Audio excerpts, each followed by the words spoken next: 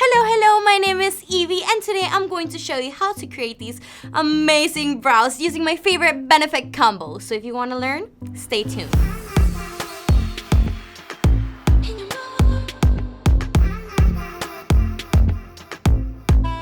Okay, so we're going to start. I'm going to use precisely my brow pencil in shade 4.5 and I'm going to give you a pro tip that you guys are going to love. So we're actually going to make the tip sharper because you know once you use it, it loses that sharpness. So we're going to make it super tiny and then we're going to just smash it with a mirror.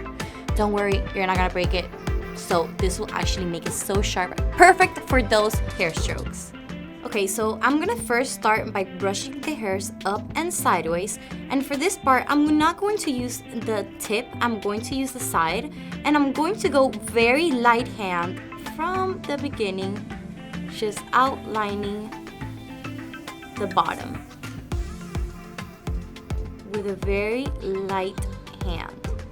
Now, what I'm going to do is I'm going to brush it up just to diffuse that line, and I am now gonna go with the side and very softly I'm going to start doing hair strokes to make it look naturally filled. Now with the arch, I'm gonna go just a little bit up like that. I can give myself a little bit more arch and connect it to the tail.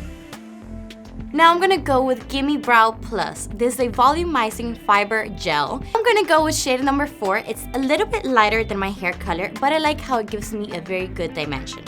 I'm going to start from the middle because once you take it out of the tube, there's a lot of product. So once I work towards the end, there's gonna be less product. So that's what I want to work right in the front.